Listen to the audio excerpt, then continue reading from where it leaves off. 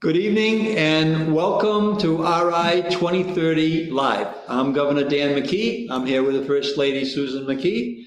And what we're going to do is kind of a flashback to when I was Lieutenant Governor, when I had these community forums to really talk to people in the state of Rhode Island of what we were doing in that time during COVID. But now, as Governor, I want to introduce you to the Rhode Island 2030 plan. And it's something that we're going to be talking about regularly now on these programs. I'm bringing in good guests to kind of give you an idea of what we're doing in the state of Rhode Island. But the Rhode Island 2030 plan, and very simply, it's a long-term strategy for the state. Right now, we're in our third edition or third draft. You can go to RI2030.com if you want to see more details. But basically, it's about strengthening our K through 12, our education, making sure we're building opportunities for people to earn more dollars and to actually develop more wealth, creating a more healthy Rhode Island for all of us, and really focusing on building out our infrastructure to support that whole effort. And today, we're going to be talking about a program we call Litter-Free Rhode Island. And my wife, Susan, is joining us, but I'll give you a quick overview of what we're trying to do, and then I'm going to have Susan kind of fill in the blanks of some of the things that we've actually been working on for the last year. And then you're going to hear from people who are really out in the field, helping clean up our state. But at the same time, we want to start really creating painting our landscapes with color so that we really beautify our state as well. But anyways, I'll ask Susan to kind of give us a little overview of some of the things that you've been working on, Sue. Okay, well, good evening. I'm very happy to be here to talk about an initiative that we've been working really hard on. There's been so much behind the scenes work by all of the departments in the state, like the DMV and the DEM and so on, and you'll be hearing more in detail about what they've been doing.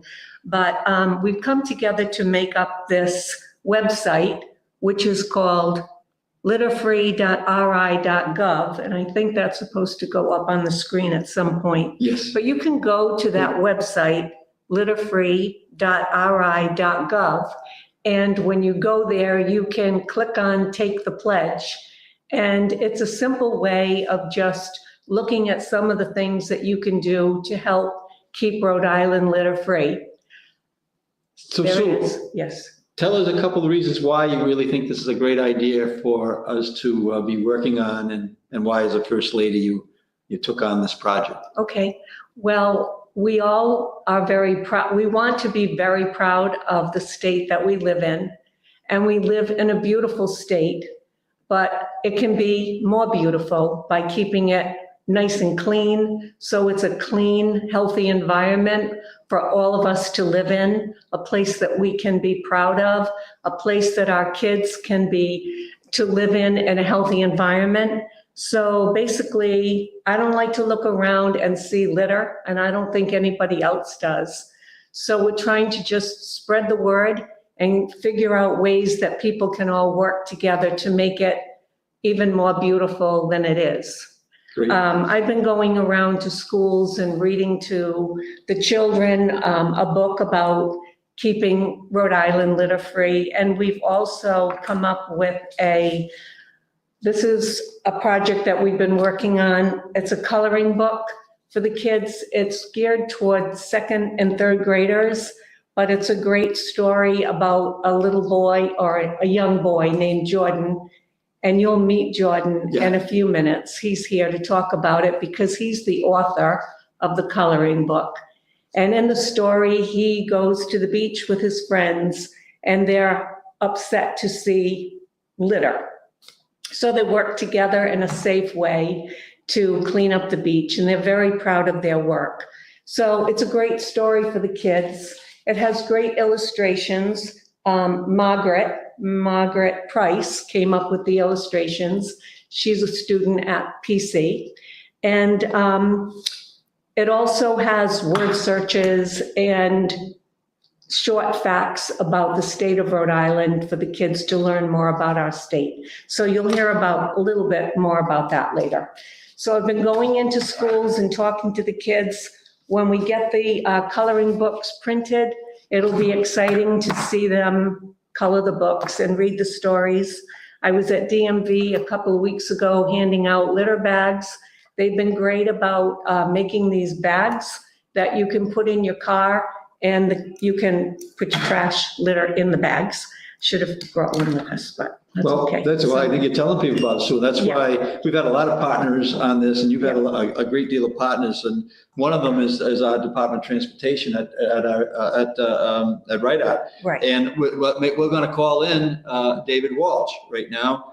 And David is helping lead the charge on amongst many things at our Department of Transportation. But David, and actually a fellow Greyhound, you and I are going to the same school, a little bit difference in terms of the time frame we went, but it's great to have you on board, David, and maybe you could kind of give us a little explanation about the trash board and the activities that you're measuring, so people can get an idea that not only are we asking for a litter-free Rhode Island and everybody in the state of Rhode Island to contribute, but we're also measuring this so that we know that we're making progress. So give us a little overview of that, David, please. All right, thank you, Governor. Thank you, First Lady.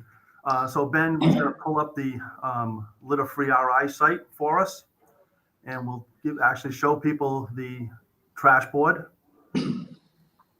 So on litter-free RI, you can see where the First Lady mentioned Take the Pledge. You can also find programs about Adopt a Spot and how you can do cleanup reports. But if you scroll down a little bit, Ben, and click on, there it is. There's the trash board. And this is the new trash board we've unveiled. We shared this with the Governor and the First Lady last month. If you go up a little bit, you can see there's 3 buttons on the right where you can have all of the work that's been done, or what just happened in 2024, or what's happening live in 2025.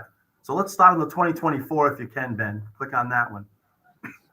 So the State Trash Board captures the data and important work done by municipalities, nonprofits, individuals, and state employees as we're working together to keep Rhode Island litter-free. The Trash Board is easily found at litterfree.ri.gov on our website. And there's a few things that it does, very simply, but a lot of information is here. On the far left, you see we map out locations and participants of the cleanups across Rhode Island. So all of those dots identify a cleanup that was done in 2024.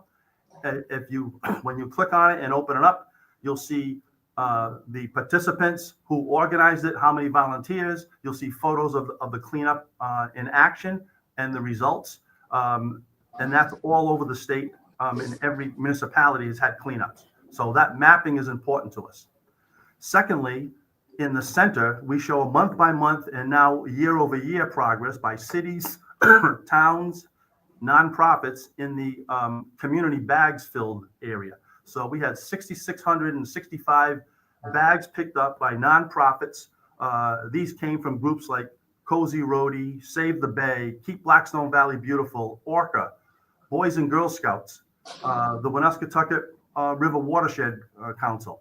And then by individuals, a gentleman named Cody Diggle has already organized and had volunteers up for 3 major cleanups in 2025. So this is a group effort of municipalities, state agencies, and nonprofits and individuals. On the far right, you see what's happened on the RIDOT side. There's a group of what we're calling groundskeepers, RIDOT employees, that the groundskeepers and maintenance teams are collecting trash as well as big litter items from around the state every day, and that's measured in the right-hand column. So you can see they picked up over 26,000 bags of trash last year, and what was it? I can't see the big litter items picked. If you scroll up a little bit, or scroll down a little bit, 697 tons of big litter. So this is on state roads, bridges, and highways from the state workers. So the combined effort of municipalities and nonprofits, individuals, state workers make up the numbers shown here for 2024. And again, on the map, you can find out where they are.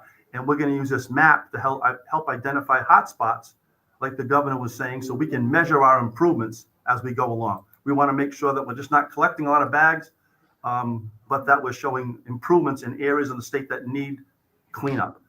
Also with that, we have a media campaign led by the governor and the First Lady. Media campaign will start this spring for Earth Day to get the word about litter-free Rhode Island And also we'll be sharing trash board information so the entire state can see the progress that we're going to make.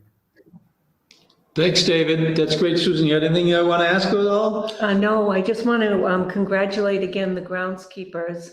It's great to see them out there, and they're so proud of what they're doing, and they're making such a big difference. So if you're out on the road and you see them, give them a thumbs up. They're working so hard, and they're proud of their work, and they should be. Thanks, David. Thank you very much. We have a question here. Hi, everybody. Okay, then come on in, Ben. Tell us what the question is. We have a question here from Jen. Has any research been done to determine where the trash is coming from? Yes, that's what we're doing right now with our groundskeeping and maintenance team from a state level. And you're going to hear from Director Gray from DEM. He's also assessing that from a DEM standpoint. And we're bringing our nonprofit organizations that do cleanups around the state and asking them to show us their hot spots. So we're measuring that, and we want to make sure that when the media campaign hits, that we're focused on this so we can see if we're making improvements, or do we have to do something different to make improvements. But we are focused on that, focusing on the hot spots where litter is most prevalent. Awesome. And then we have a comment here from Gail that says, the Empowerment Factory appreciates your focus on caring about empowering children about how they can make a difference. Nice, great. Well, thank you for that. David, thank you. And we'll keep the work going. And the whole idea is to reduce the amount of litter so that we can replace that with flowers and color and make it really beautifying. And I know that the groundskeepers are going to be ready to make that shift as well. So thank you so much. And I'll bring on Director Gray right now from DEM. Director, thank you for being here. I know that you're so involved with the campaign and have worked with Susan on multiple things in our office. So give us just a little overview, and then I think that Susan's going to have a couple questions for you. Yeah, thank you, Governor. Thank you, Mrs. McKee. DEM is proud to be part of the Litter-Free Rhode Island initiative because litter has such an impact on our environment. Especially on water quality and wildlife. So one of the things we've done is set up a program to provide micro grants to community groups to get out there and really mobilize people in all our neighborhoods across the state to clean our Rhode Island up for the most part. And it's been great. It's been very popular, and it's supported a lot of groups to really get out there and be able to buy supplies, be able to buy food and refreshments for the volunteers, and cover a lot of ground. And it really, each grant provides an opportunity to educate people on the impacts that they're seeing firsthand on the roads as well. So Director, where should someone go if they want to apply for one of these grants? They should go to the site you're seeing right now, which is the Litter-Free Rhode Island site. The grants were announced today, and the site's live. It's a pretty easy application, pretty direct application to get up to $500 per grant to support a cleanup. So the requirements to be eligible for a grant, you said, are pretty simple. Can you go over those? Yeah, it's pretty straightforward. You have to identify the area that you're cleaning up, the group, and the number of participants that you expect. Each cleanup has to have an education component, which I think is important to really get the word out and start teaching people about the issues with litter. But other than that, that's pretty much it. And then after the cleanup is done, we ask you to report how many people participated and how much material was picked up, so that we can give you credit on the trash board that David previewed previously. And can you give us some examples of some of the local projects that have been successful? So first of all, like I said, it was a very popular grant program last year. In the spring, right around Earth Day, we gave out 76 grants, and that supported 76 cleanups across the state. And some of them were small neighborhood cleanups. Others were much more well organized on beaches and parks, municipal parks. Some of them were done by scouting groups and other youth organizations. So there's a really broad range of entities that participate in this program, and they did a lot of good. They covered a lot of ground, which is excellent. Yeah, Terry, thanks. And because, a lot of times people think all that the litter might be on the roads, right? Which we know, and we just talked to David from the DOT, but tell us some of the places that you're focusing on as the DEM director. Well, we're looking a lot at our parks, our campgrounds, our bike paths, and the forest that the state owns. As a matter of fact, we're going to launch this year a strike force to really send some of our seasonal employees out there and to take care of some of the litter that we see in these areas, but also the illegal dumping. And one of the things we do is we identify hotspots that are hit multiple times, or they seem to gather litter for whatever reason, and we're taking measures to kind of prevent that and really make sure that it doesn't happen anymore. And one of our visits was to the beaches and down in Scarborough area. We met a business that's going to actually put that logo on this litter-free logo on some of their bags potentially, or putting information in to let the people know what we're trying to get done. So this is an all-in effort, Terry, and DEM's played such a wonderful role over the years. But now putting a focus on this. You must feel pretty good about seeing a focus coming on this work that many people at DEM have so been engaged in over the last many years. I do. Our team is really excited to be part of this, and we can reach a lot of people. We have millions of people that come to the beach and our parks. They're beautiful facilities, and it's a great opportunity to really reach out to all of them and harness that energy to make Rhode Island clean. And to also beautify Rhode Island. One of the things we're looking at is to take the Rhode Island state flower, the violet, and get that out in a lot of areas, and encourage people to really plant those, because they're beautiful flowers, beautiful purple, and I think that could really make the state shine even more. Well, it will, and with your help, it will. So thank everybody at DEM, and of course anybody that's listening to this or watches the recording of this. Making contact on those microgrades with the DEM. We certainly can make sure that you'll get the information, but take advantage of that. $500 per cleanup right now, and you could do a group could do multiple cleanups over the next year, right? Absolutely. So you can qualify for more than one if you happen to be out there, really aggressively taking the pledge and keeping Rhode Island litter free. Now, we're excited to put that money to work and get a lot of people in all our cities and towns out there to help make Rhode Island an even cleaner and more beautiful place. Well, thank you, Director. Thank you. You're the best. We have a question here. Okay, great. From Stephen Smith. Do they realize how much 26,000 bags of litter are? That's Terry. That's a lot of litter. It is. And but one of the things we're hoping, and the governor and I talked about this week, is if we start to look at the same places year over year, we're going to see a change of behavior. And that's really what we're shooting for when we talk about educating and really reaching out to not only community groups, but kids, right? You start to see a change in behavior, and that number should go way down. We're looking forward to that.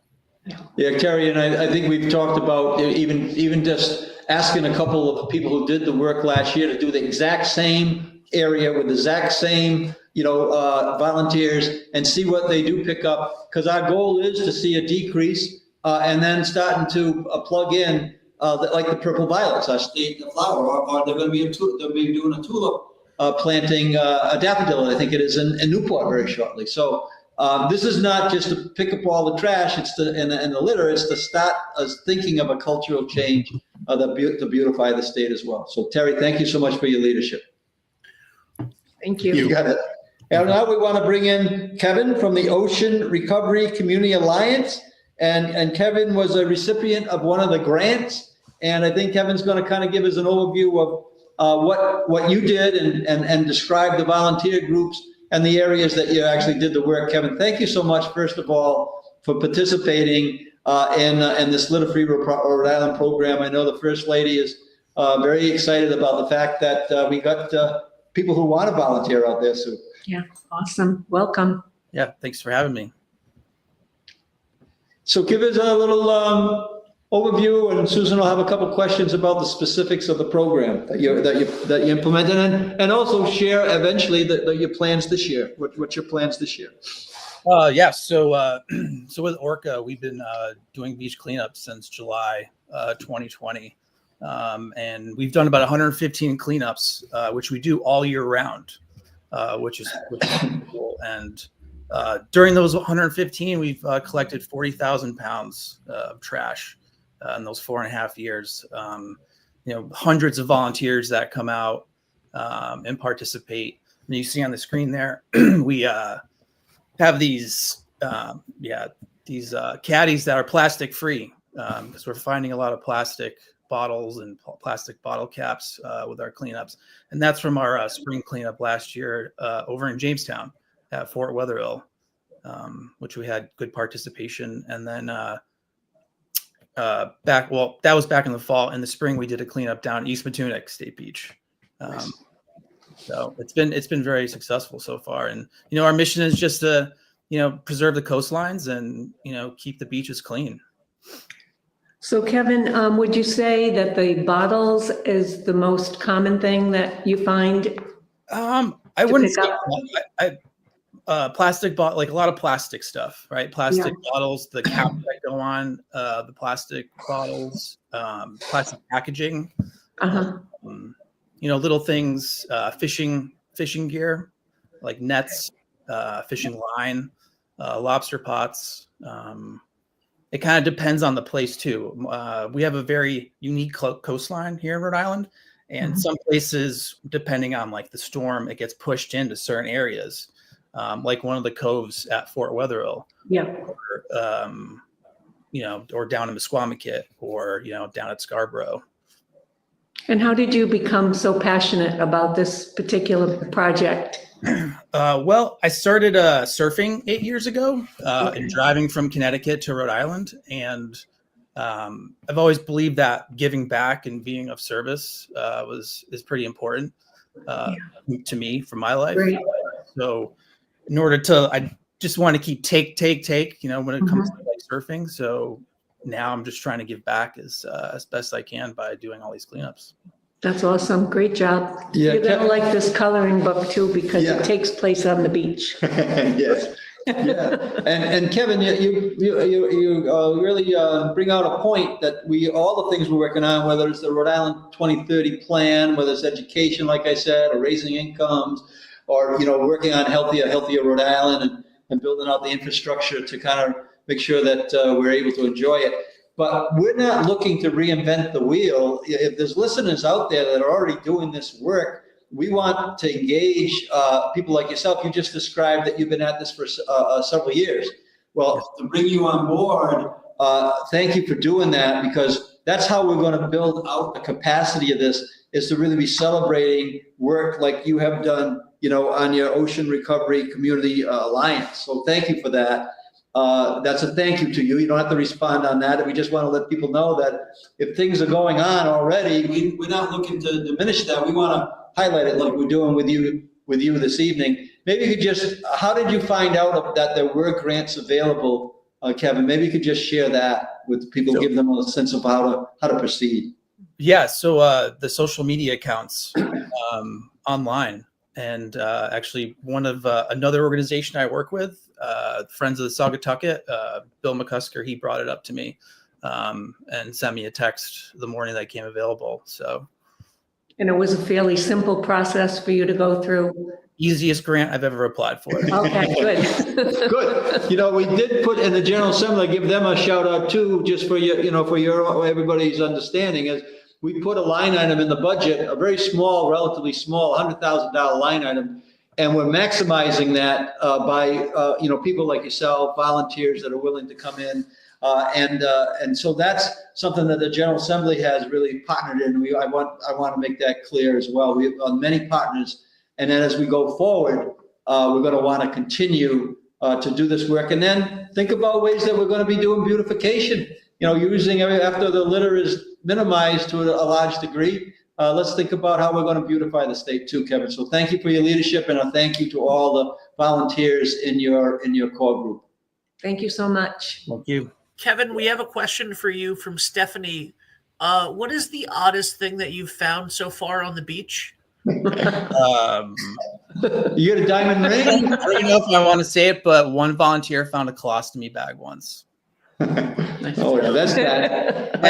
That kind of takes the, You didn't find like a good silver dollar or something like that? Not yet. Not yet. All right. Any other questions, Ben? And then we have something here from Sarah, who said, if anyone's interested in volunteering, once the snow clears up, we'll be back every other weekend. And there's a meetup.com link for Cozy Rhode Island litter cleanup in the chat that you can all click on. Okay. Anything else, Ben, for Kevin? Nope, nothing else for Kevin right now. Well, I'd like to bring one of our young leaders on right now, Jordan. Thank you, Kevin. Jordan, I'll give you a little shout out about how you, I'm going to ask you these questions, but I want to just share with anybody who's listening in now or watch this video at some point in time, that one of the things that I've done as a governor is to create a young leaders group. And my goal is to have about 150 young leaders. I think that we're approaching 70 plus right now. And then we've been meeting twice a month for about a half an hour. And we're talking about leadership. We're talking about how young people can actually contribute into the 2030 plan and how they can actually do work to support that. But Jordan, you're great. And you came in as a high school senior, because that's what we're doing. We're taking young people that are ready to exit high school all the way to a few years out of college. Give us, before you get into the coloring book, just share a little bit about your experience as part of the young leaders. And that way, I think I recruited somebody to the program today, to tell you the truth. I was getting a haircut, and there was an apprentice there helping, and she's a senior in high school, so I actually gave her the information. But share a little bit with that experience, and then Susan really wants to get into the coloring book thing, because she can't wait to get out with you to the second graders. Yep. Oh, I'm You're muted, Jordan. Uh-oh, I think you're muted. Uh-oh, Jordan, can you hear us? Are you on a phone? No, a laptop? Can you come out and come back in? Okay, we'll fill in some time here. Ben, you want to come on? How's it going, Gov? I will. We'll fill in this, but we'll wait for. This young leader group, we're recruiting all the time. So if people have family members that are in that age group that really want to contribute into the state, into the communities, in a real positive way, this is all about leadership that we bring in. I think we'll be, we bring in congressmen. We brought in the president of West Point. That was the president of the West Point, and the senior class has actually been involved. He's from Alabama. Talking about leadership, really coaching these young kids along. It doesn't take much coaching for them to kind of really contribute. So, Susan, we're waiting for Jordan, but do you have any thoughts on any of your experiences out there that in terms of the litter? You've been out, let's give a shout out to Blackstone Valley Tourism Council, right, with Donna. Right, we did a lot of work with Donna over the years, and it's been great working with Jordan. He's a freshman at Bryant University. He became one of the young leaders, and then he just jumped right into the litter initiative and came up with this story. Might as well go into it. The idea for a coloring book. Yeah. So he actually, the main character in the coloring book is a boy named Jordan. So he named it after himself. So that was great. I wish that he'd be able to read it to you, but Yes. I can just go Yeah, over it very he'll be quickly. in shortly. We're filling in time. We still got another 3 or 4 minutes before we get He to our says- 30 minutes. Okay, he says, "Hi, this is Jordan. He lives in the beautiful state of Rhode Island, and he wants to keep his state litter-free." And I mentioned before that the illustrator was a young woman named, young student named Margaret, who goes to PC, and she came up with the illustrations. So it's great because they use a lot of detail. They have the anchor, they have different things that you find in Rhode Island. Jordan and his friends like to go to the beach on beautiful sunny days. While at the beach, they see there is litter all around, and they're disappointed to see this. Is he ready to talk? I don't know. Let's see whether we can hear Jordan. No? No, that's not going to happen, Jordan. Okay, I'll keep going. But we're going over the coloring book right now. They brainstorm ideas to fix the problem. They remember the pledge they just took at Keep Rhode Litter Free. That's the pledge that we were talking about earlier that you can find on the website. They decide to ask an adult to help organize a group to clean up the beach safely. That's one of the things when I go into the schools and talk to the kids.